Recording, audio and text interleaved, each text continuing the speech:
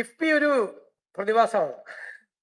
അതായത് ബഡ്ജറ്റ് ചെയ്തൊരു extra budgetary ആണെന്ന് പറഞ്ഞിട്ട് ഉണ്ടാക്കിയതാണ്. എന്ത് ഗുണമാണ് അതുകൊണ്ട് ഉണ്ടാക്കിയതെന്നും കൂടി വ്യക്തമാക്കണം. കാരണം സംസ്ഥാനത്തെ വരുമാനത്തിൽ നിന്നും ലഭിക്കുന്ന ബഡ്ജറ്റിൽ വരുമാനത്തിൽ നിന്ന് ലഭിക്കുന്ന മോട്ടോർ വെഹിക്കിൾ സെസ് എല്ലാ വർഷവും കൊണ്ട് പോകും. 2000 കോടി മുതൽ 3000-4000 കോടിയൊക്കെ ആവും. അതാണ് അവരുടെ അടിസ്ഥാന ഫണ്ട്. അപ്പൊ അത് ബഡ്ജറ്റിൽ നിന്ന് കൊടുക്കുന്നതാണ്. അവര് കടം മേടിക്കും. കടം മേടിക്കുന്ന വലിയ പലിശക്കാണ്. അതിനെക്കുറിച്ച് വലിയ ആക്ഷേപമുണ്ട്. വലിയ പലിശയ്ക്ക് കടം മേടിക്കും. കടം മേടിക്കുമ്പോൾ സോവറിൻ ഗ്യാരണ്ടി സ്റ്റേറ്റ് കൊടുക്കണം.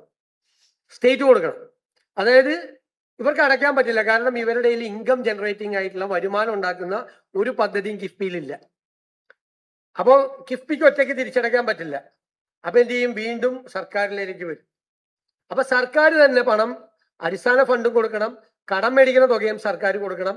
അതിന്റെ വലിയ പലിശ, ഭയങ്കര പലിശ, ഞാൻ കാണിച്ചു തരാം. വലിയ പലിശക്കാണ് കടം മേടിച്ചിരിക്കുന്നത്. ഈ പലിശയും സർക്കാർ കൊടുക്കണം. അപ്പൊ സർക്കാരിന്റെ മീതെയുള്ള ഒരു ബാധ്യതയായി. ഇത് സർക്കാരിന് പുറത്താണ് പ്രവർത്തിച്ചിരുന്നത്. ധനകാര്യ വകുപ്പിനെ പോലും അറിയിക്കാതെ പ്രത്യേക സാമ്രാജ്യമായിരുന്നു കിഫ്ബിയുടെ സാമ്രാജ്യം.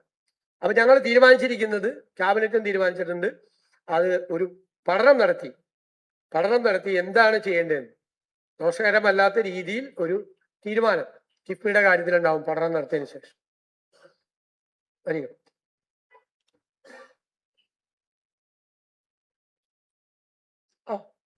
നോക്കിയേ, പലിശ നോക്കിയേ, 8.809.56 അവസാനത്തെ കോളം. പലിശ നോക്കിയേ, പലിശ നിരക്കാണ്. ഇതിനേക്കാൾ കുറഞ്ഞ പലിശ നിരക്കിൽ കിട്ടും, ഗ്ലോബൽ ഫിനാൻസ് മാർക്കറ്റിൽ കിട്ടും. സ്റ്റേറ്റ് പോലും ഇത്രയും വലിയ പലിശക്കല്ല എടുക്കുന്നത്. ഈ പലിശക്ക് എടുത്തിട്ട് ഇവിടുത്തെ ബാങ്കിൽ കൊണ്ട് 6%-7% 7% ഡെപ്പോസിറ്റ് ചെയ്യും. മനസ്സിലായി? അപ്പൊ അത് വലിയ ഒരു ഇതാണ്. പിന്നെ ഓരോ ജില്ലകളിലും ഒരു വിധത്തിലുള്ള ഒരു റീജിയണൽ ബാലൻസും ഇല്ലാതെ വിവേചനമാണ് ചെയ്തിരിക്കുന്നത്. ഏറ്റവും കൂടുതൽ ചെയ്തിരിക്കുന്നത് കണ്ണൂരാണ് പരിപാടി കൊടുത്തിരിക്കുന്നത്. രണ്ടാമത്തെ കോളം നോക്കിയേ, അപ്രൂവ്ഡ് 20.4% കണ്ണൂര്. രണ്ടാമത്തേത് 16.7% തിരുവനന്തപുരത്ത്.